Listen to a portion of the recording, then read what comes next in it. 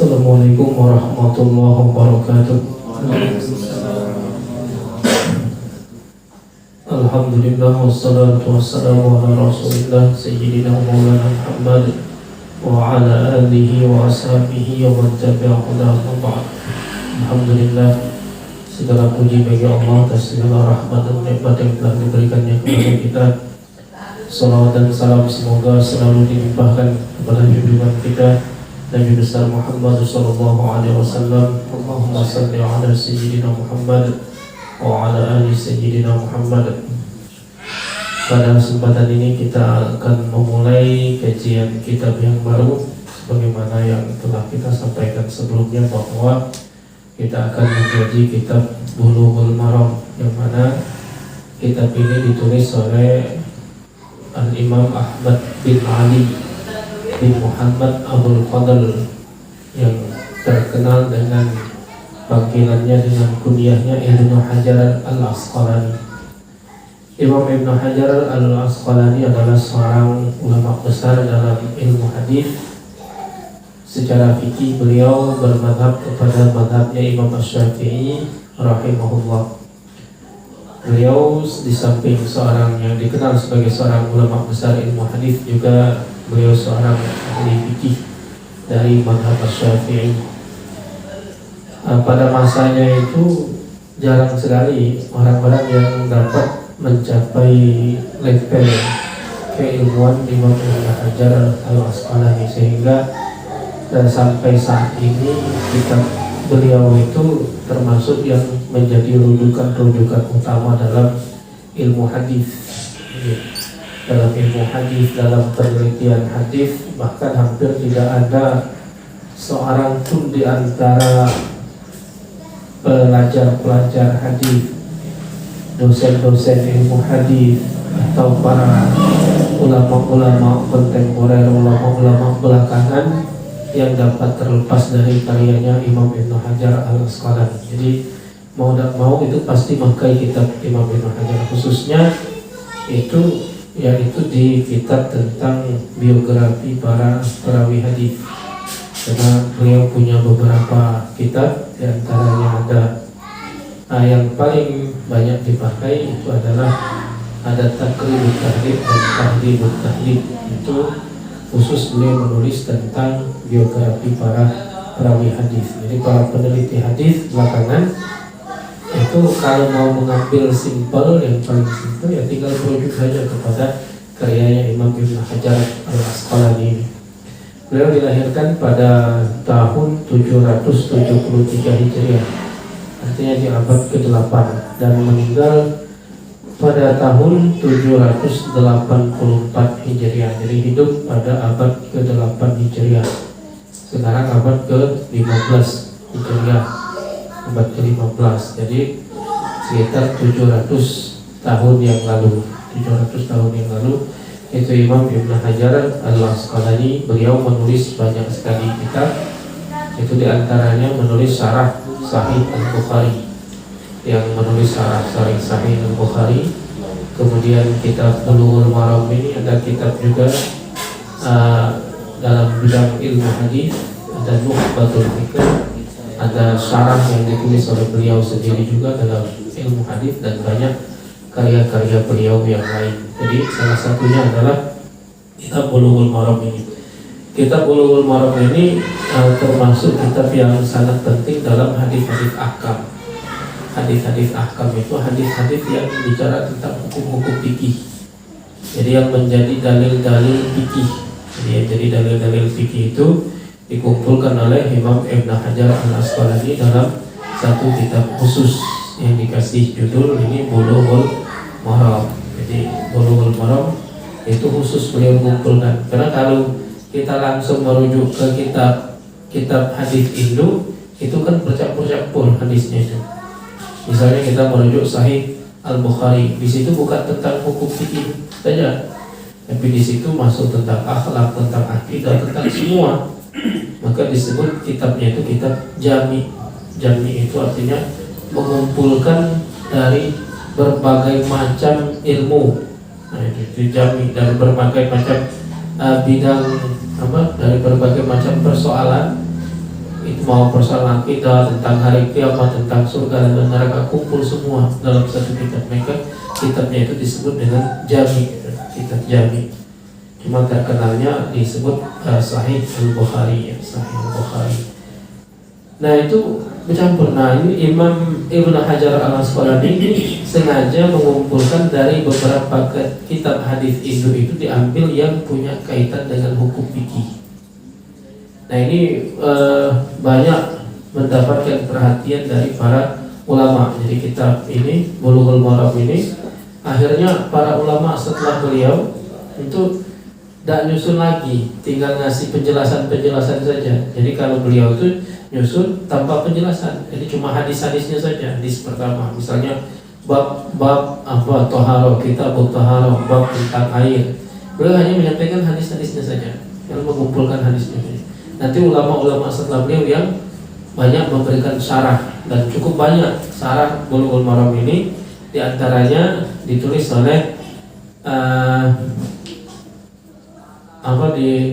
ditulis oleh Syekh Al-Qadhi Syarafuddin Husain bin Muhammad bin Sa'id Al-La'i, yang disebut terkenal dengan panggilan Imam Al-Maghribi. Imam Al-Maghribi itu tulis kitab judulnya Al-Badrut Tamam, syarah dari kitab Bulughul Maram, judulnya adalah Al-Badrut Tamam. Ada lagi yang menulis itu Ifhamul Afham, syarah yang ditulis oleh Sayyid Yusuf bin Muhammad Al-Ahdal, itu ada judulnya Ifhamul Afham. Ada lagi Subulus Salam. Subulus Salam ditulis oleh Al-Imam As-San'ani. Imam As-San'ani orang Yaman. Yusuf bin Muhammad bin Ahdal tadi orang Yaman juga. Kalau Al-Badrut Tamam itu orang Maroko, yang disebut Al-Maghribi. Maghribi itu Maroko, di Maroko. Kemudian ada lagi Fathul Alam yang ditulis oleh Siddiq bin Hasan Al-Qanuji, dan diantaranya adalah kitab ini adalah Ibadatul Ahkam yang ditulis Syekh Al-Imam Alawi bin Abbas Al-Maliki. Ini judulnya adalah Ibadatul Ahkam Syarah Bulughul Maram.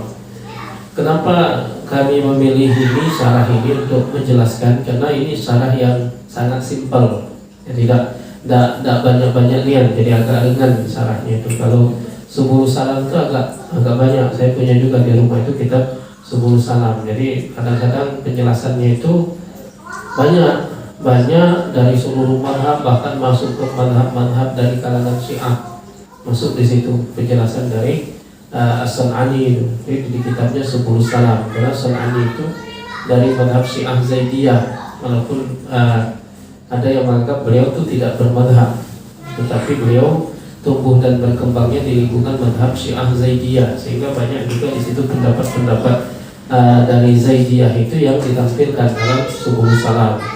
Nah kalau di kitab ini penjelasannya langsung to the point, jadi tidak banyak cerita yang lain-lain.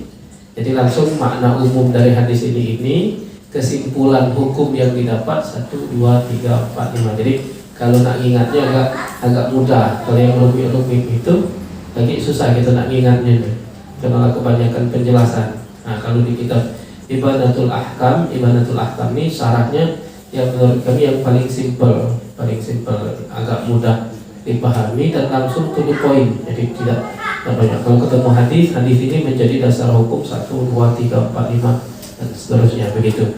Nah jadi makanya kami untuk menjelaskan, walaupun mungkin tidak kita bacakan semua, kalau kita kebacakan kan kepanjangan. Yang kita bacakan utuh itu adalah hadisnya.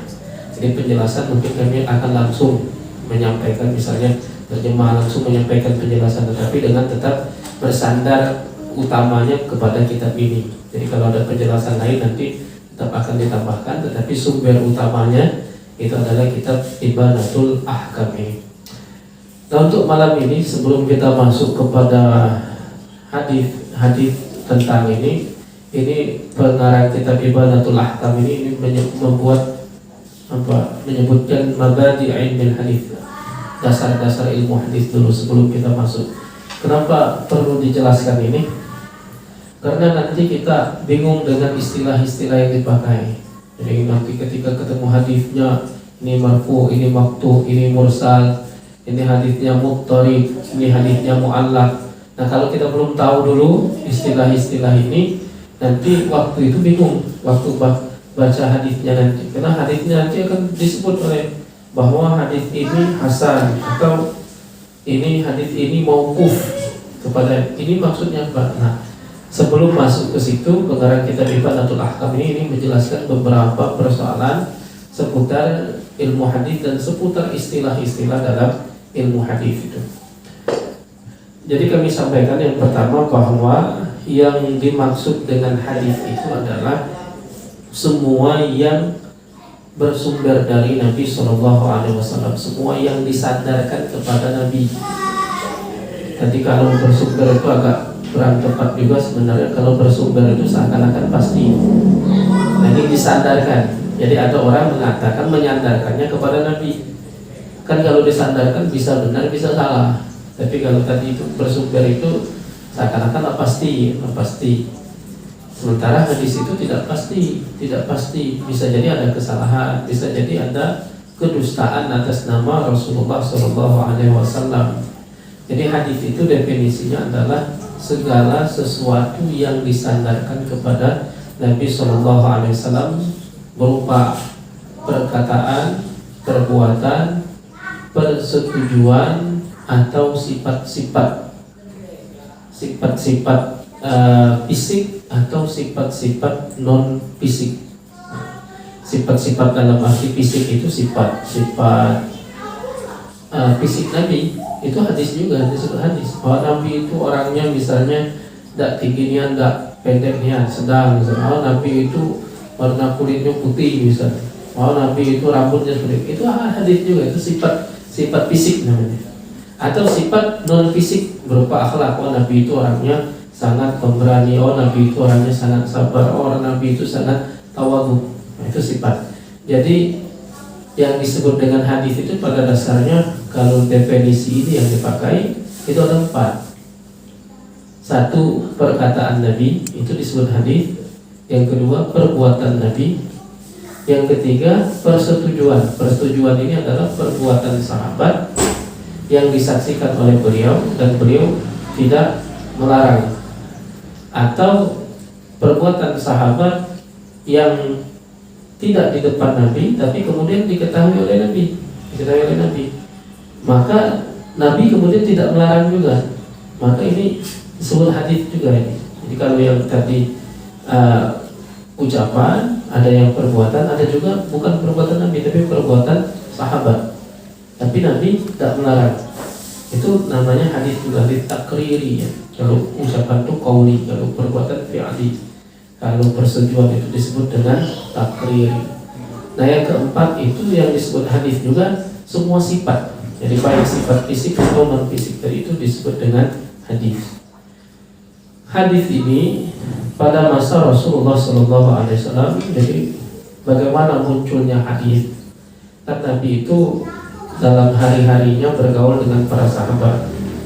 Nabi berbicara, sahabat mendengar, baik berbicara pada 1-2 orang atau bicara di tengah banyak orang. Para sahabat mendengar. Para sahabat mendengar, mereka ingat apa yang mereka dengar, kemudian mereka menyampaikan itu kepada orang lain, kepada yang tidak hadir. Karena memang Nabi SAW memerintahkan para sahabatnya itu yang hadir, kata beliau, menyampaikan kepada yang tidak hadir. Kenapa? Karena bisa jadi yang tidak hadir lebih kuat hafalannya dibanding yang hadir. Kalau yang hadir banyak ingatnya, siapa tahu lagi lupa.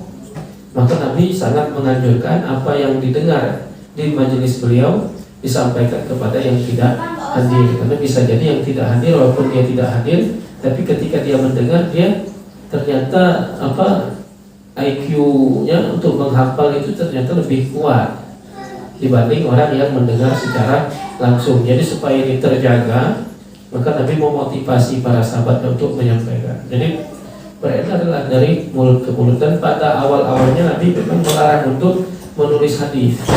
Kenapa Nabi melarang itu? Di antara alasannya itu adalah karena memang kekhawatiran nanti bercampur dengan Al-Quran. Karena pada saat itu sedang disibukkan dengan penulisan Al-Quran. Jadi tulis, sementara kan sarana sangat terbatas pada saat itu.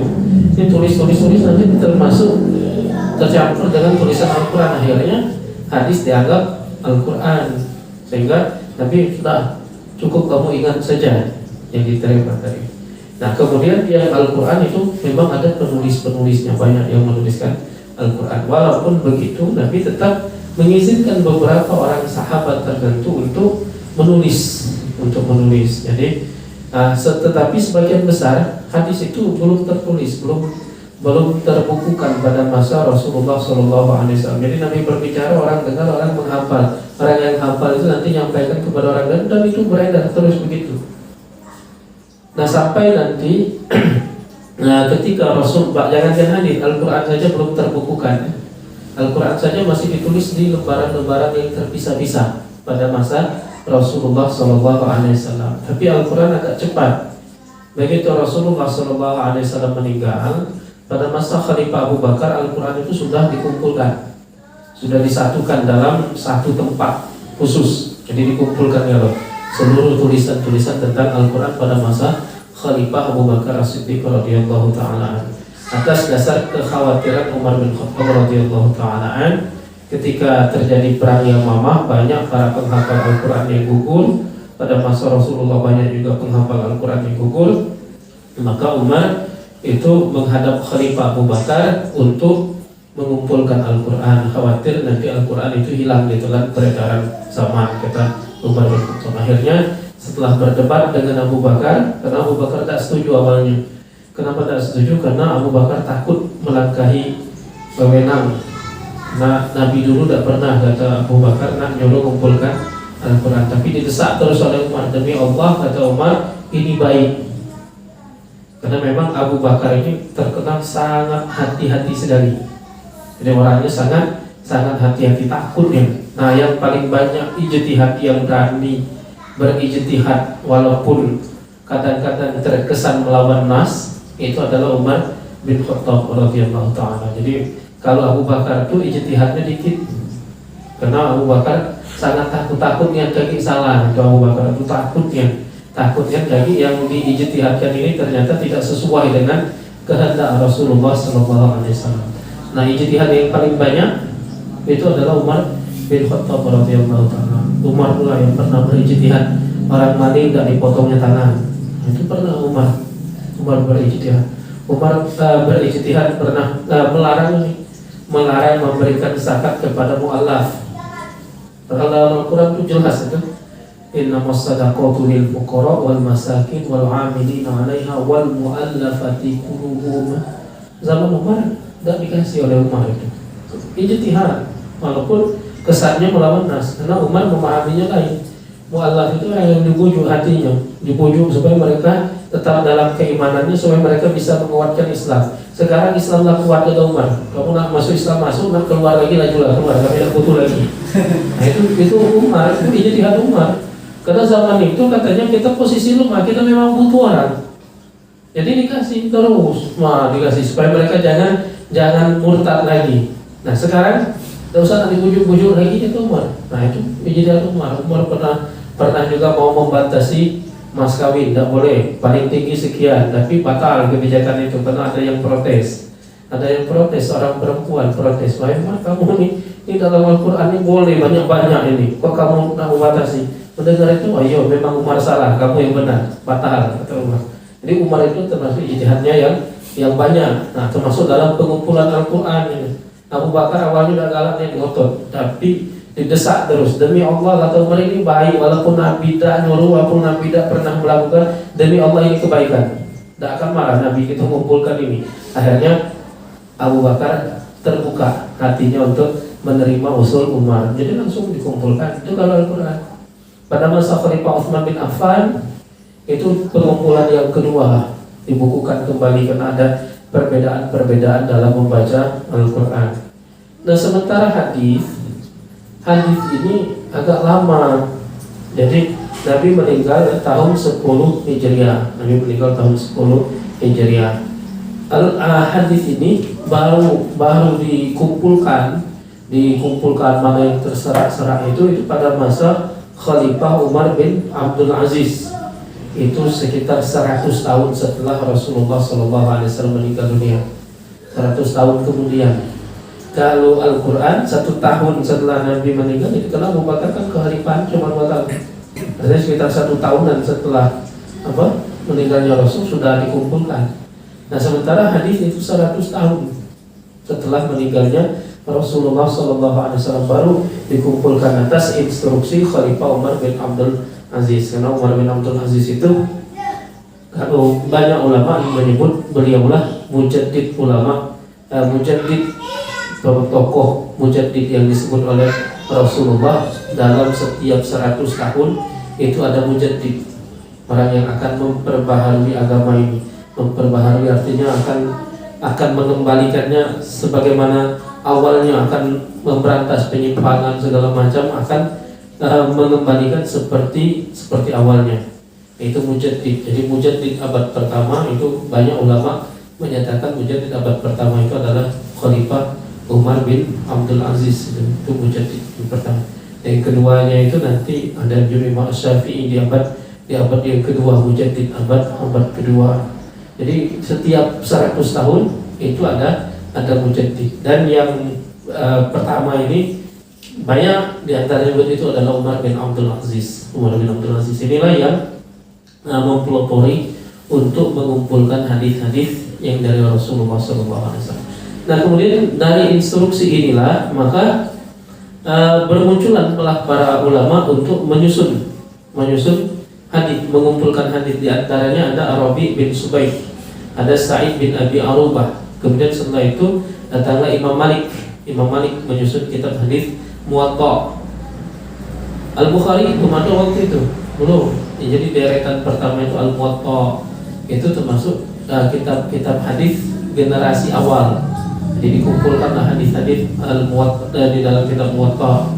Kemudian ada Hamad bin Salamah di Syam, ada Imam Al-Auza'i di Kufah, ada Imam Sufyan Ats-Tsauri. Itu tulis menyusun, mengumpulkan hadis-hadis itu. Dan sampai pada masa puncaknya, itulah pada masa-masanya Imam Al-Bukhari, Imam Muslim, itu sudah puncak.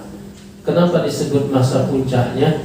Karena pada awal-awal pengumpulan hadis itu belum melakukan filter, belum melakukan penyaringan. Jadi hadis itu pokoknya manuado kumpuli dulu. Apakah ini ucapan Nabi apa sahabat masih bercampur? Apa ini sahih apa tidak? Pokoknya masukin dulu. Nanti setelah masa berikutnya para ulama mulai melakukan pembersihan. Pembersihannya itu misalnya sudah yang ini kita pisahkan, yang ucapan-ucapan sahabat, perbuatan sahabat nggak usah masuk lagi, khusus yang nabinya baik. Yang nabinya baik diteliti lagi. Ini kira-kira dapat dipercaya atau tidak? Ini berasal dari Nabi. Nah itu mencapai masa puncaknya penelitian sampai melakukan pembersihan riwayat-riwayat itu pada masa-masa Imam Al-Bukhari, Imam Muslim, Imam Abu Dawud, Imam At-Tirmidzi, Imam An-Nasai. Itu kan di abad ketiga ya. Karena lahirnya kan masih di abad kedua. Imam Al-Bukhari itu kan 194 Hijriah. Jadi lah di ujung abad kedua. Tapi kiprahnya kan di abad ketiga, 200-an Hijriah. Itu Imam Muslim itu muridnya Imam Al-Bukhari. Imam Abu Dawud itu juga Imam Al-Bukhari itu muridnya Imam Ahmad juga. Imam Abu Dawud muridnya Imam Ahmad bin Hanbal. Jadi itu tuh banyak murid itu. Kalau Imam Al-Bukhari dengan Imam Asy-Syafi'i itu, Imam Al-Bukhari itu salah satu gurunya Imam Al-Humaydi. Imam Al-Humaydi itu muridnya Imam Asy-Syafi'i. Imam Ahmad muridnya Imam Asy-Syafi'i. Imam Asy-Syafi'i muridnya Imam Malik. Jadi turun-temurun ibaratnya. Imam Malik punya murid Imam Asy-Syafi'i, Imam Asy-Syafi'i punya murid Imam Ahmad. Imam Ahmad, nah itu Imam Abu Dawud itu muridnya Imam Ahmad, menerima hadisnya banyak juga dari Imam Ahmad bin Hanbal. Dan itu pada masa itu sudah mulai dipilah-pilah. Nah kenapa hadis ini sampai dilakukan penelitian ini benar apa tidak? Ya karena ternyata hadis yang beredar itu tidak semuanya dapat diterima. Kenapa tidak dapat diterima? Satu, memang pernah muncul dalam satu masa gerakan pemalsuan hadis. Jadi banyak nih orang mengatakan ini qala Rasulullah, dikit-dikit qala Rasulullah, sehingga setiap orang bisa saja mengatakan qala Rasulullah. Padahal apakah benar memang Rasulullah pernah mengucapkan itu? Nah itu banyak dengan berbagai macam motif. Jadi ada pemalsuan hadis itu motifnya adalah menjilat kekuasaan. Ada kalau misalnya Anda nengok seorang pejabat senang dengan burung merpati, senang dengan bodoh, akhirnya qala Rasulullah bersabda di antara yang baik itu adalah melihara kuda dan merpati, padahal tak kati supaya dipuji, senang namanya pejabat tadi. Nah, itu kan menjilat kekuasaan. Ada yang karena fanatisme apalagi ketika terjadi perang saudara ya, pada masa Ali dengan Muawiyah. Jadi pendukung Ali bikin hadis tentang keutamaan Ali, walaupun memang banyak hadis tentang keutamaan Ali dari Nabi yang aslinya banyak, tapi mereka tambah-tambahi, buat-buat lagi.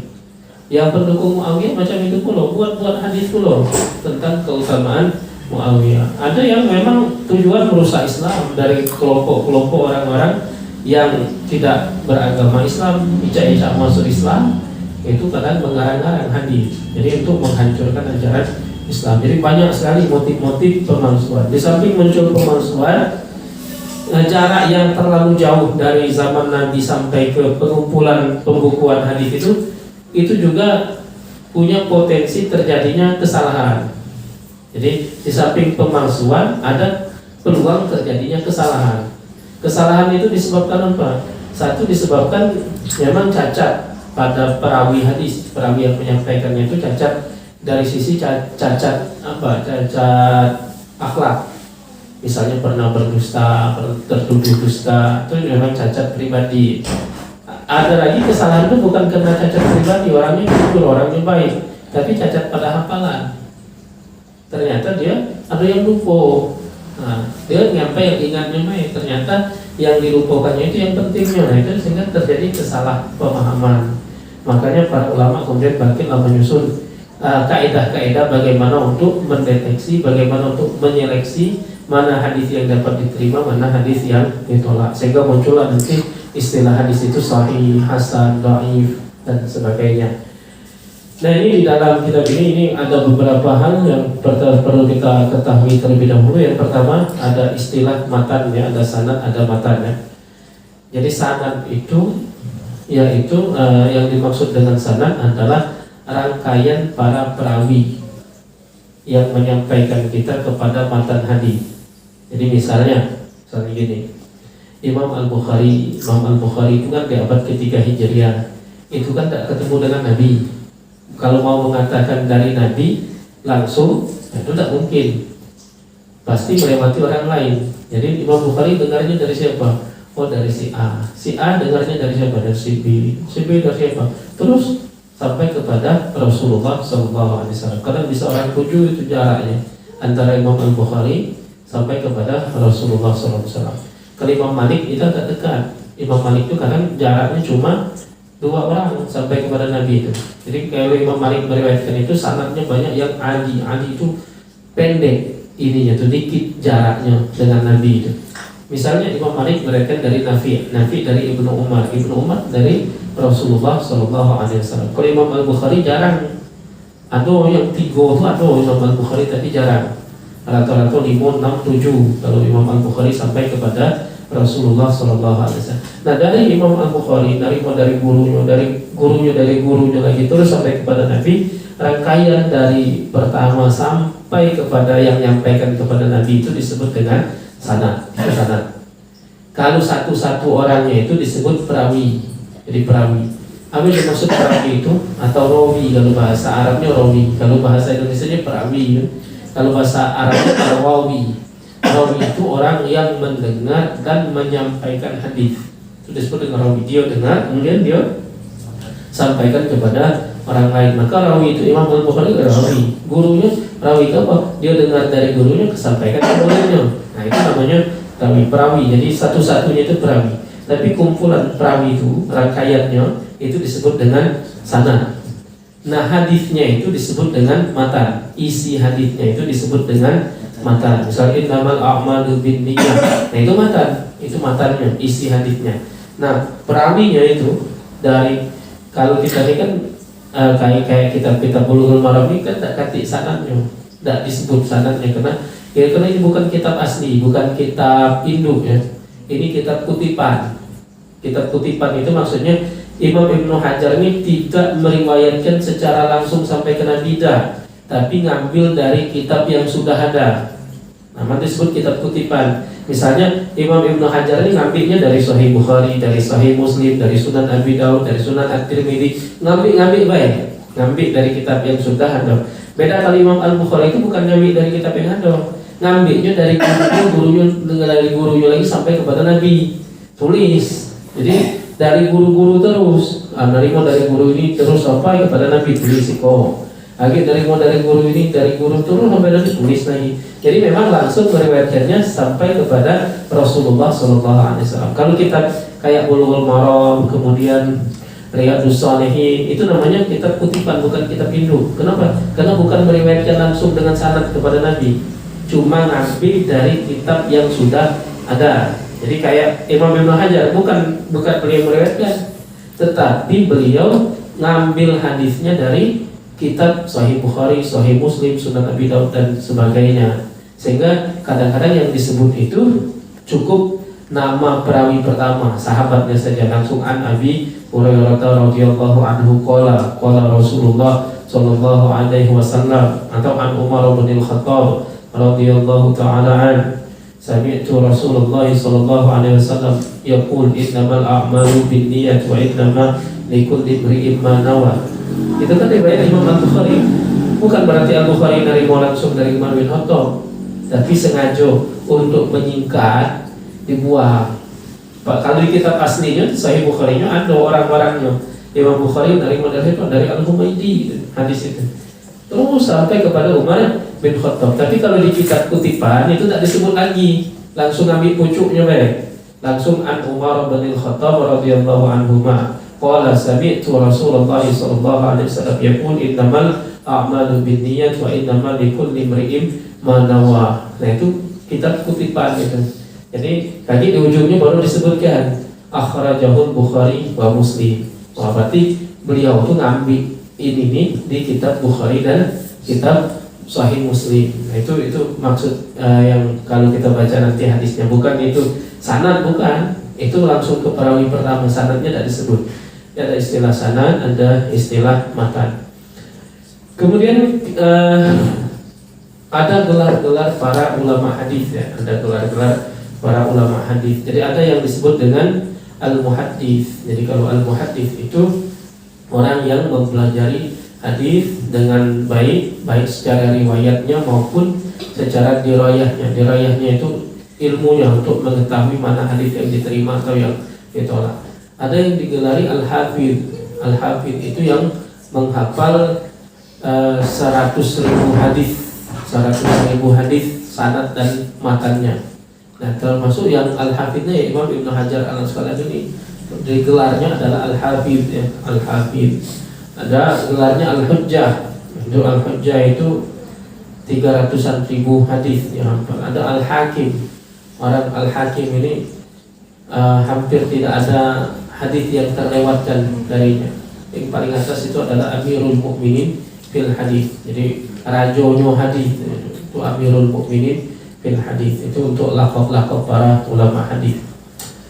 Kemudian berikutnya pembagian hadis. Jadi hadis itu kita secara global saja, secara dari sisi jumlah perawi, kan orang yang dengar dari Nabi kan bisa satu, bisa dua, bisa banyak. Dari sisi jumlah perawi, hadis itu ada dua macam.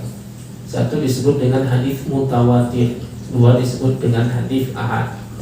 Hadis mutawatir itu adalah hadis yang diriwayatkan oleh orang banyak.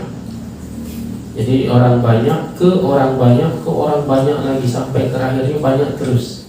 Itu disebut dengan mutawatir. Misal yang dengar dari Nabi 70, lagi wong 70 nyampaikan lagi kepada wong lain.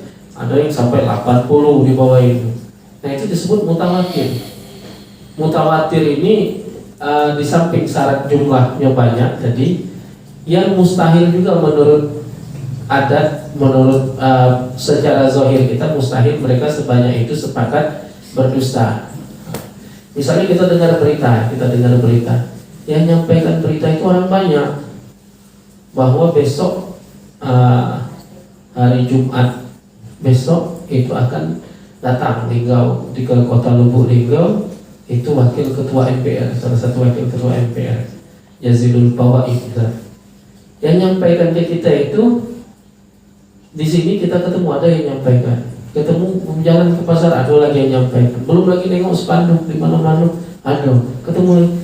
Nah itu mutawatir namanya, mutawatir. Tak mungkin selinggau-linggau ini membohongi kita, sepakat membohongi kita. Nah itu yang disebut dengan mutawatir. Jadi mutawatir itu yang mustahil mereka sebanyak-banyak itu sepakat berdusta. Tapi kalau walaupun banyak, kalau ada kemungkinan bohong, tidak mutawatir itu. Cak misalnya ada berita, beritanya bersumber dari kita nih 1, 2, 3, 4, 5, 6, 7 di sini 7 nyampaikan berita, tapi tidak dari sumber lain, itu tidak bisa disebut mutawatir. Kenapa? Kemungkinan dustanya enggak. Kenapa? Karena berkawan sengaja nak ngerjoi kawan tadi, nak ngerjoi kawan, ada kawan tidak berkawan, kita sepakat uang 8 ini untuk ngerjoi dia, kita sampaikan satu berita, bisa terjadi. Kenapa? Karena berkawan kalau dekat. Nah kalau mutawatir itu yang secara zahirnya tidak mungkin mereka, misalnya ada hadis, ada yang meriwayatkannya perawinya di Yaman, ada di Mesir, ada di Madinah, ada di Mekah. Ada mungkin orang-orang itu sengaja berkumpul untuk membuatnya. Nah itu namanya tuhilul adatu tawatu'ahum 'alal kadhib, yang menurut adat mustahil mereka sepakat berdusta. Itu mutawatir. Ada lagi hadis itu yang ahad. Ahad itu yang tidak mencukupi syarat mutawatir. Kalau yang bukan mutawatir itu namanya ahad. Nah yang mutawatir itu dikit hadisnya. Nah, ada juga sekitar ratusan hadis yang mutawatir. Kalau Al-Quran itu mutawatir semuanya, karena melewati proses orang banyak yang tidak mungkin. Jadi Al-Quran itu tidak katik perubahan sampai kepada harokatnya itu, titiknya itu. Kalau melalui satu riwayat tertentu itu tidak katik perubahan sama sekali. Kenapa? Karena terjaga lewat orang banyak. Dari zaman Nabi yang dengar dari Nabinya banyak, disampaikan kepada orang banyak sampai kepada kita pada saat ini. Jadi kalau Al-Quran seluruhnya mutawatir.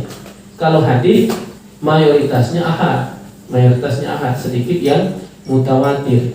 Nah kalau yang mutawatir itu meyakinkan 100%, tak mungkin ada kesalahan.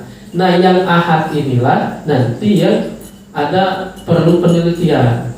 Jadi kalau mutawatir tidak perlu diteliti, langsung diterima baik hadisnya mutawatir. Misalnya ada hadis tentang Nabi itu waktu berdoa ngangkat tangan, itu mutawatir. Ada sekitar 70 sahabat yang meriwayatkan Nabi itu waktu berdoa ngangkat kedua tangannya. Itu mutawatir. Tidak perlu lagi dicek sanadnya ini. Oh orang yang bisa dipercaya atau tidak, yang tidak perlu. Kenapa? Itu mutawatir. Nah kalau yang ahad ini ada yang 3, ada yang 2, cuma perawinya itu. Ada yang siko tulah perawinya. Nah yang ahad ini nanti akan terbagi lagi. Ada yang sahih, ada yang hasan, ada yang dhaif, bahkan nanti ada yang maudhu, palsu. Sahih itu apa? Sahih itu hadis yang diriwayatkan oleh hadis yang sanadnya bersambung. Jadi kriteria pertamanya disebut sahih itu sanadnya bersambung. Sanad bersambung itu apa maksud sanad bersambung itu? Antara satu perawi dengan perawi yang di atasnya itu memang ketemu, memang hidupnya satu masa. Misalnya saya berkata, saya menyampaikan sebuah berita. Orang nanya, dari mana kamu dapat berita itu? Dari Mas Katno. Nah itu mutawatir, bersambung sanadnya itu. Kenapa? Karena memang saya sering ketemu dengan Mas Katno. Jadi kemungkinan bahwa memang diucapkan oleh Mas Katno itu besar. Memang galak ketemu. Dan hidupnya semasa. Ada riwayat memang pernah ketemu. Itu sanadnya bersambung. Tapi kalau saya menyampaikan bahwa Presiden Soekarno pernah berkata begini, itu terputus sanadnya. Saya tidak pernah ketemu sama Soekarno. Soekarno meninggalnya belum lahir. Pasti kalau saya mengatakan itu, tidak mungkin saya mendengar langsung. Bisa saya baca di buku, bisa saya dengar dari orang yang pernah ketemu sama Soekarno. Jadi kalau saya berkata qala Soekarno, maka itu namanya munqati, putus sanadnya. Bagaimana caranya supaya bersambung? Saya harus menyebutkan dari mana saya mendengar itu. Saya mendengar dari ayah saya mendengar dari kakek saya. Kakek saya ini temannya Soekarno. Nah, kakek saya ini mendengar dari Soekarno bahwa Soekarno pernah mengatakan begini.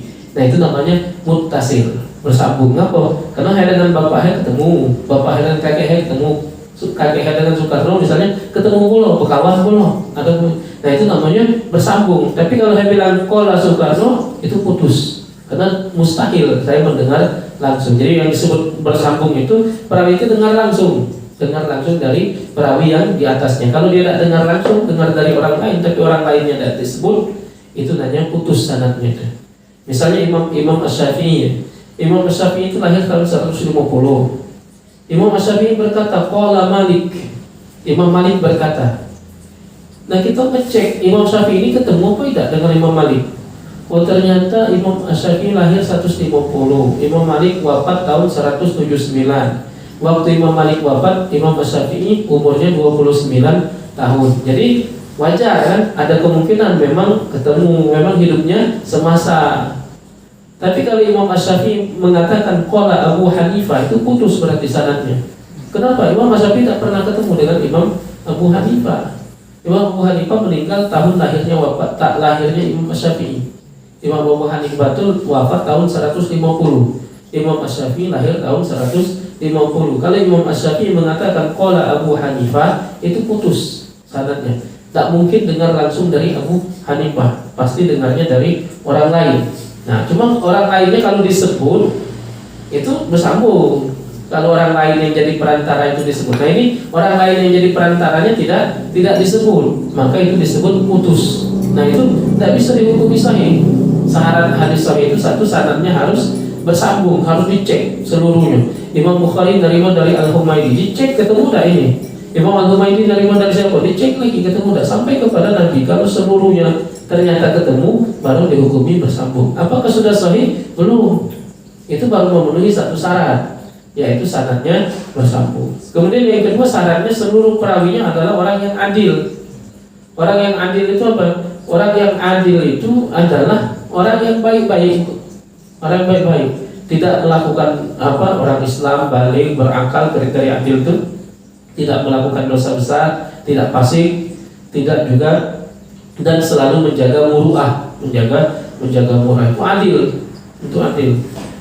Syarat kalau ada perawinya yang macet, tidak adil misalnya, perawinya ini non muslim, tidak bisa diterima, itu tidak bisa diterima hadisnya. Ada orang kafir waktu itu dengar, aku dengar dari Nabi kamu ngomong kayak ini, kata orang kafir tuh, Nabi kamu tuh pernah ngomong kayak ini, walaupun dia ketemu, gitu tidak baca percaya. Jadi syaratnya harus orang adil. Pernah bohong dia tuh, dan tolak riwayatnya. Pernah bohong, walaupun cuma sekali ditolak riwayatnya. Saking hati-hatinya para ulama untuk menjaga hadis ini, jangan sampai ada yang bukan dari Nabi dikatakan dari Nabi. Maka harus perawinya adil, syarat kedua. Jadi syarat ketiga, perawinya itu harus dobit. Dobit itu dia mampu menyampaikan sebagaimana yang dia dengar. Artinya hafalannya kuat, atau memang dia jagonya lewat tulisan, dia catat, sehingga apa yang dia dengar dapat disampaikan dengan sebaik-baiknya. Itu namanya dobit. Kalau galak lupa, dari terima perawi, dia tuh galak lupa, atau galak salah, galak kurang, kadang lebih penyampaian hadis itu lebih dari yang sebenarnya, berarti tidak dobit, maka ditolak, bukan tidak sahih. Jadi syarat sahih, sanadnya bersambung, perawinya adil, perawinya juga seluruhnya dobit. Itu dari yang pertama sampai terakhir harus dicek semua. Kemudian tidak syadz dan tidak ada illah. Apa tidak syadz itu? Tidak syadz itu artinya menyelisihi seorang perawi yang thiqah, yang dapat dipercaya, menyelisihi yang lebih kuat dari itu. Nah, itu syadz namanya, syadz.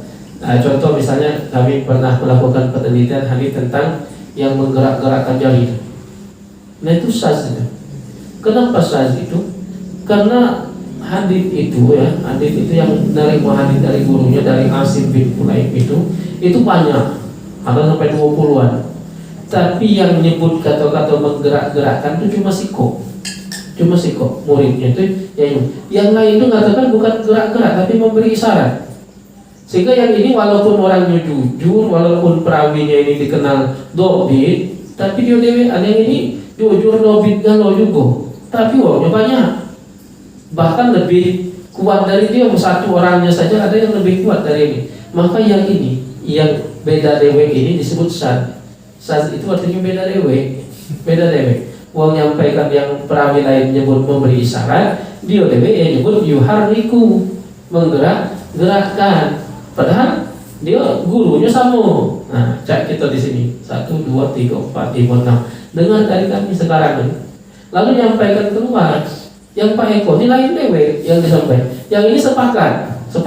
Orang 5 ini sepakat sama isinya. Pas Pak Eko lain dewe. Walaupun jujur, walaupun hafalannya bagus, tapi yang ini 5 ini hafalannya bagus, jujur juga kalah. Itu sas, berita yang dibawanya sas. Kenapa bisa terjadi seperti itu? Ya bisa jadi karena salah paham, bukan maksudnya nak bohong, bukan, tapi salah paham. Bisa jadi waktu dengar tuh lagi antara dengaran torida sambil ngantuk kan. Jadi pas nyampaikan keluar tuh salah. Dari mana tahu salahnya? Karena yang lain nggak kati nyampaikan kayak itu. Oh berarti salah. Ini mungkin waktu itu lagi ngantuk. Walaupun jujur, walaupun hafalan kuat, walaupun ini, tapi berbeda dengan yang lebih kuat, sas. Nah, kayak menggerak-gerakkan jari itu satu-satunya periwayat itu namanya Zaidah bin Qudamah. Itulah yang menyebutkan menggerak-gerakkan. Selain Zaidah bin Qudamah, rekan-rekannya yang lain itu bahasanya memberi isyarat semua. Nah itu sas, walaupun Zaidah bin Qudamah itu seorang perawi yang thiqah, yang adil dan juga dobit. Tapi yang tadi adil dan dobit juga, tapi dia banyak. Nah itu sas namanya, sas. Jadi menyelisih. Baik pada sas itu bisa terjadi pada sanad, bisa terjadi pada matan. Pada sanad itu misalnya gini ya. Ini orang 5, orang 6 ya.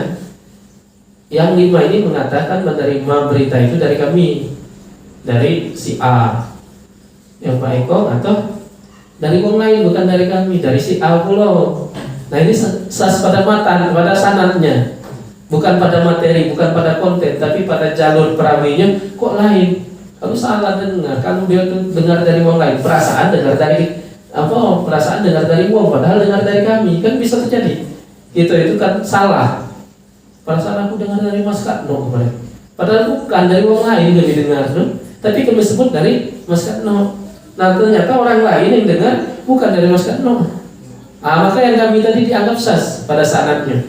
Dalam nyebut perawinya salah itu. Kenapa? Baiklah dengan yang lebih kuat, itu sas namanya. Jadi sas itu baik pada sanad ataupun pada matan hadis. Kemudian yang kelima, syarat hadis sahih itu tidak mengandung illat. Illat itu apa? Illat itu cacat tersembunyi yang dapat merusak kesahihan sebuah hadis. Apa maksud, apa beda dengan yang syarat sebelum? Illat itu secara zahirnya sanadnya ada masalah. Misal ini meriwayat si A dari si B dari si C dari D. Kalau ditengok ini dapat dipercaya, ini dapat dipercaya, ini dapat dipercaya, ini dapat dipercaya kalau langsung itu sahih ini. Nah ternyata misalnya A dari B dari C dari D. Ternyata C ini nerimanya dari orang lain tapi tidak disebutnya. Tapi C dengan D ini memang ketemu. Kalau orang nerimanya wajar memang dia ketemu. Tapi ternyata dia nerimanya dari orang lain tidak disebut. Secara zahir ini tak ketik masalah, orangnya terpercaya semua. Tapi ternyata C ini nerimanya dari orang lain, dan orang lain ternyata tidak bisa dipercaya, tapi tidak disebut. Langsung dia nyebut sini. Nah itu namanya illat. Illat itu yang itu namanya illat tadlis, melakukan tadlis, menggugurkan. Jadi tadlis itu begini. Saya meriwayatkan satu berita, menyampaikan satu berita, sumbernya kata saya dari Dokter Topan. Padahal saya ini bukan nerima langsung, saya dengarnya dari Mas Katno dari Dokter Topan. Tapi ketika saya menyampaikan kepada Pak Eko, saya sampaikan ini dari Dokter Topan kayak ini. Nah saya gugurkan dengan Mas Katno nya tadi. Nah ini Pak Eko karena memandang bahwa saya orangnya dapat dipercaya, Dokter Topan juga dapat dipercaya, maka dia menghukumi berita ini valid ini. Nah sumbernya dari Sasain, dari Dokter Topan, dari Dokter Topan. Ternyata setelah dicek jalur-jalur yang lain, ternyata Heri bukan menerima langsung dari Mas Katno, tapi Mas Katno ini gak bohong misalnya. Nah cacat itu tadi, ini bukan langsung. Kalau memang langsung nih ya, Tapi kalau saya ini tidak ketemu dengan dokter Topan, misalnya masanya berbeda, ya, itu disebut putus sama.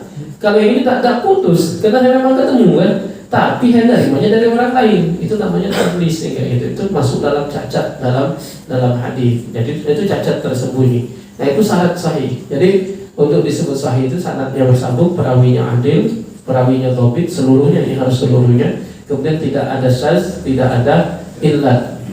Nah kalau hasan itu tinggal syarat ini sama dengan hadis sahih, cuma dobitnya kurang dikit. Nah, kalau dobit yang sahih itu dobit sempurna, memang bagusnya hafalannya. Nah kalau kurang dari itu hasan. Kalau yang dhaif mana tidak memenuhi salah satu atau beberapa dari syarat itu sama sekali. Misalnya syaratnya putus, munqati, dhaif. Baik putusnya satu, putusnya dua, atau putusnya banyak. Kalau putus itu macam-macam ya. Damun koti atau mu'dhal itu baca istilah. Nanti sambil kita baca kitab itu kita akan jelaskan istilah tersebut. Ada yang cacat dhaifnya karena putus sana. Ada yang dhaifnya karena perawinya bermasalah dari sisi pribadi, ya, pernah bohong, pernah meremehkan perbuatan dosa, itu cacat pribadi, ditolak hadisnya. Ada yang ditolak karena cacat hafalan. Kenapa? Banyak salah kalau dia menyampaikan meriwayatkan hadis, maka ditolak. Kenapa? Karena sering salahnya itu, dhaif hadisnya.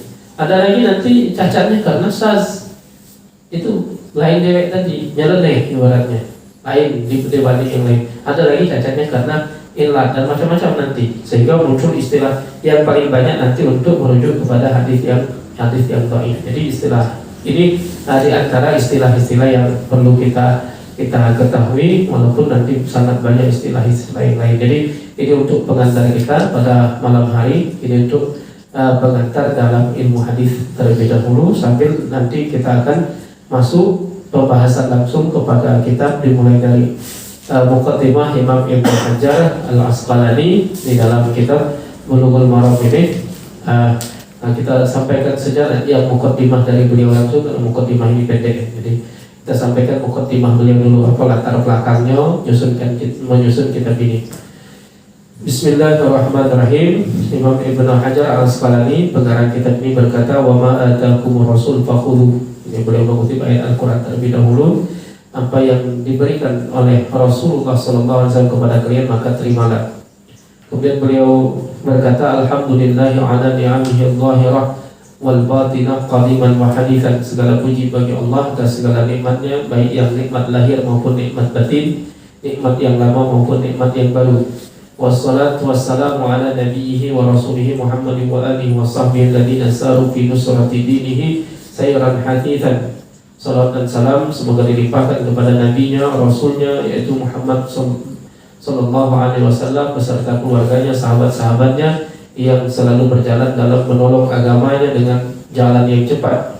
Wa ala atba'ihim alladzina warathu ilmahum, dan kepada para pengikut mereka yang mewarisi ilmu mereka, wal ulama, dan para ulama, warathatul anbiya, pewaris para nabi, akrama bihim warithan mawruthan, sebagai yang Allah muliakan mereka sebagai pewaris dan yang diwarisi.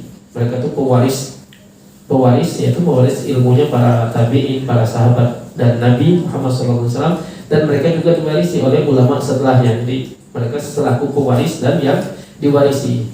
Jadi para ulama itu pewaris dari Nabi dan nanti mewariskan kepada ulama generasi berikutnya.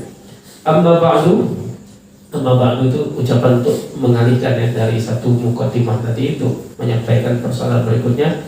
Amma ba'du, kata beliau, fahada muqtasarun, ini adalah ringkasan, yashtamilu ala usulil adillah al-hadithiyah lil ahkam asy-syar'iyyah, yang ringkasan yang mengandung pokok-pokok dalil berupa hadis.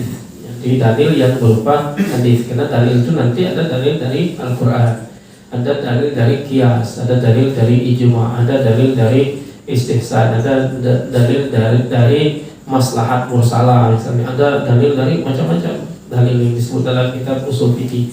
Nah ini dalil yang berasal dari hadis maksudnya. Jadi beliau ini menyusun kitab secara ringkas yang isinya adalah pokok-pokok dalil yang berasal dari hadis. Lil ahkamis syar'iyyah, khusus juga untuk hukum-hukum syariat, hukum fikih. Jadi dalil dari hadis kan bisa dalil akidah, bisa dalil akhlak. Nah, ini aku nyusun ini ringkas mengandung pokok-pokok dalil yang bersumber dari hadis untuk masalah hukum-hukum syariat, untuk permasalahan fikih saja. Jadi tidak nyentuh kepada yang lain, khusus untuk masalah fikih. Walaupun nanti di ujung kitabnya masih ada juga, masih ada bab-bab khusus, tapi secara ringkas sedikit. Mayoritas hadis yang dikumpulkan itu dalil-dalil fikih semua. Harrartumu tahriran balighan, yang aku teliti, yang aku susun, yang aku lakukan edit, pokoknya dikumpul, dirapikan sebaik-baiknya, itu melakukan tahrir namanya, dengan sebaik-baiknya. Liyasira may yahfazuhu baina aqranihi nabighan, supaya orang yang menghafalnya ini nanti akan menjadi memiliki keutamaan di tengah masyarakatnya. Artinya dia kalau hafal ini, insya Allah kalau hafal kitab ini akan memiliki keutamaan, punya hujjah yang kuat. Wa yasta'inu bihi talibul mubtadi, untuk para pelajar pemula ini dapat dijadikan pertolongan, bantuan untuk mencari tahu dalil-dalil maksudnya. Wala yastaghni anhul muntahi, orang yang sudah level tinggi juga masih tetap tidak bisa terlepas dari kitab ini, masih tetap butuh katanya. Yang pemula ini bagus kitab ini, untuk level ulama pun masih tetap butuh dengan ini kata beliau. Jadi walaupun level pelajar sangat butuh, level ulama pun masih tetap butuh dengan ini. Jadi la yastaghni anhu, tidak bisa mereka cukup dari ini, maksudnya masih tetap butuh dengan ini. Waqad bayyantu aqiba kulli haditsin, dan aku jelaskan setiap akhir dari setiap hadis itu, kata beliau, man akhrajahu, siapa yang meriwayatkan hadisnya, disebutkan. Ini hadis ini riwayat siapa, disebut, bukan nyebut hadisnya matannya beda, disebut ini rawahul Bukhari, akhrajahu Abu Dawud. Nah, aku sebutkan setiap ujungnya, aku sebutkan siapa yang meriwayatkannya, minal a'immah, dari kalangan para imam, di iradati nushil ummah, untuk memberikan kemanfaatan kepada umat. Jadi kan ada hadis itu tidak disebut sanadnya, tidak disebut yang perawi terakhirnya, tidak disebut. Nah itu kadang-kadang kita tidak tahu ini sumbernya di kitab mana. Nah kali ini baca langsung dilacak. Oh ini ada di Bukhari, baca kita cek lagi misalnya. Wah demikian. Nah, aku sebut kata Imam Ibn Hajar di ujung setiap hadis itu siapa yang meriwayatkannya. Kemudian beliau menjelaskan beberapa penggunaan istilah. Nanti misalnya ada as-sab'a, ada as-sitta. Nah, siapa yang dimaksud? Nah, ini beliau menjelaskan dalam muqaddimah ini. Fal muradu bis sab'ah, maka yang dimaksud dengan sab'ah, kadang-kadang Imam Ibnu Hajar berkata setelah ujung hadis akhrajahu sab'ah. Hadis ini diriwayatkan oleh 7 imam. Nah, siapa yang dimaksud 7 imam? Nah, kalau aku sebut sab'ah itu yang dimaksud kata beliau itu adalah Ahmad wal Bukhari wa Muslim wa Abu Dawud wa Tirmidzi wa Nasa'i wa Ibnu Majah. Jadi kalau disebut 7 imam yang 7 itu Imam Ahmad, Imam Bukhari, Imam Muslim, Imam Abu Dawud, Imam At-Tirmidzi, Imam An-Nasai, dan Imam Ibnu Majah. Kalau disebut 7.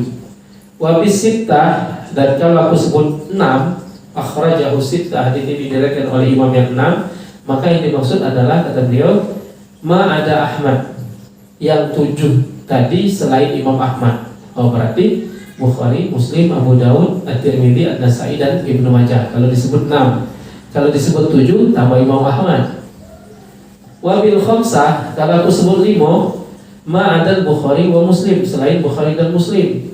7 tadi dikurangi Bukhari dan Muslim. Berarti kalau disebut 5 itu 4-nya Abu Dawud, kemudian At-Tirmidzi, An-Nasai, Ibnu Majah, dan Imam Ahmad. Nah itu kalau 5. Kalau 7 kan tambah Bukhari Muslim. Kalau 5 kurangi Bukhari Muslim. Kalau 6 kurangi Imam Ahmad. Nah itu 6. Kalau waqad aqulu al-arba'ah, kadang-kadang aku juga nyebutkan al-arba'ah 4. Kalau 4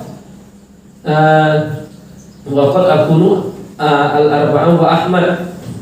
Kadang-kadang aku nyebut yang 5 tadi, yang 4 ditambah Imam Ahmad. Kadang-kadang akhrajahul khamsah. Kadang-kadang aku katakan akhrajahul arba'ah wa Ahmad. Sama maksudnya itu. Khamsah itu 4 kitab sunan tadi, Abu Dawud, At-Tirmidzi, An-Nasai, Ibnu Majah plus Imam Ahmad. Kadang disebut sekaligus 5, kadang disebut 4 plus Imam Ahmad. Wabil arba'ah, dan aku maksud dengan arba'ah, kalau akhrajahul arba'ah saja maksudnya apa? Ma'adat thalathatil awal, selain tiga yang pertama. Tiga yang pertama itu Imam Ahmad, Bukhari, Muslim. Berarti yang dimaksud empat itu siapa? Abu Dawud, At-Tirmidzi, An-Nasa'i, dan Ibnu Majah. Wabil thalatha ma'adahum wa'adal akhir. Kalau aku sebut diriwayatkan oleh imam yang tiga selain dari adahum, selain Imam Bukhari, Muslim, dan Imam Ahmad, ditambah selain Imam An-Nasa'i. Jadi dikurangi. Yang 7 tadi dikurangi 4. Ahmad, Bukhari, Muslim, An-Nasa'i. Berarti kalau dimaksud 3 itu siapa? Abu Dawud, At-Tirmidzi, dan An-Nasa'i. Itu kalau disebut 3. Wabil muttafaq alaih, dan yang aku sebut dengan muttafaq alaih, nanti ada muttafaqun alaih. Nah, kalau aku sebut muttafaqun alaih itu maksudnya Al-Bukhari wa Muslim. Hadis itu diriwayatkan oleh Imam Al-Bukhari dan Imam Muslim. Nah, itu kadang disebut rawahul Bukhari wa Muslim, kadang langsung disebut muttafaqun alaih. Wa qad la adhkuru ma'ahuma wa yarahuma. Kadang-kadang hadis itu diriwayatkan oleh Imam Bukhari, Imam Muslim, dan juga imam lain. Tapi kadang tak aku sebut imam lain, cukupkan ketika ada Bukhari, Muslim dan disebut muttafaqun alaih, tidak disebut imam lainnya. Apa? Karena itu sudah cukup meyakinkan, tidak usah nak disebut yang lain. Kalau sudah muttafaqun alaih, itu insya Allah hadisnya sahih itu, maka tidak disebut lagi. Kadang-kadang kalau sudah Bukhari dan Muslim, cukup aku sebutkan muttafaqun alaih, tak aku sebut imam lain, walaupun imam lain juga meriwayatkan hadis itu. Wa ma ada dzalika, maka selain imam-imam yang 7 orang ini, kalau ternyata aku meriwayatkan dari selain yang 7 tadi kan, Imam Ahmad, Imam Bukhari, Muslim, Abu Dawud, At-Tirmidzi, An-Nasa'i, Ibnu Majah. Kalau nanti aku meriwayatkan hadis, menyampaikan hadis ternyata bukan dari salah satu yang 7 ini, maka akan aku sebutkan namanya langsung. Nah, sebut namanya langsung. Kalau yang ini pakai rumus, kata akhrajahu sab'ah, akhrajahu sittah, akhrajahul arba'ah, akhrajahul khamsah. Nah, selain yang 7 ini, itu bahwa mubinun, bahwa mubayyanun, itu akan dijelaskan. Wasammaituhu, dan aku namakan kitab ini Bulughul Maram min Adillatil Ahkam. Wallahu as'alu an la yaj'ala ma'alimnahu alaina wabalan wa ayyarzuqana al-amal bima yurdihi subhanahu wa ta'ala. Dan aku memohon kepada Allah subhanahu wa ta'ala untuk tidak menjadikan apa yang kami ketahui ini menjadi sesuatu yang memberatkan hisab nanti di hari kiamat nanti. Jangan sampai apa yang diketahui ini, kata beliau, malah bikin memberatkan dosa. Apa? Dosa menutupi ilmu, tidak mau menyampaikan ilmu. Jadi nyusunin ini supaya ilmu ini jangan sampai ini malah menjadi beban yang memberatkan. Kalau sudah menyampaikan ini, mudah-mudahan dapat memberikan manfaat, nambah pahala. Maka aku mohon pada Allah, kata beliau, jangan sampai ilmu yang kami ketahui menjadi mudarat bagi kami, menjadi sesuatu yang menyulitkan di hisab nanti. Wa yarzuqanal amal, dan semoga Allah memberikan rezeki kepada kita berupa amal, sehingga kita mau mengamalkan bima yurdihi subhanahu wa ta'ala, mengamalkan sesuatu yang diridhai oleh Allah subhanahu wa ta'ala. Ini muqaddimah singkat dari Imam Ibnu Hajar Al-Asqalani. Jadi beliau tujuannya menyusun kitab hadis secara ringkas, yang walaupun ringkas ini menjadi pokok-pokok dalil yang berasal dari hadis terhadap hukum-hukum syariat. Ini saja dulu yang dapat kita sampaikan. Insyaallah pada pertemuan berikutnya baru kita akan masuk pada pembahasan bab, dimulai dari Kitabut Thaharah dengan berpegang syarahnya. Yang pegangan utamanya adalah kitab Ibanatul Ahkam, syarah Bulughul Maram ditulis oleh Sayyid Alawi bin Abbas Al-Maliki rahimahullah. Untuk pertemuan pada malam hari ini kita cukupkan sampai di sini dulu. Mudah-mudahan bermanfaat bagi kita semua. Amin ya rabbal alamin. Kami akhiri, assalamualaikum warahmatullahi wabarakatuh. Waalaikumsalam.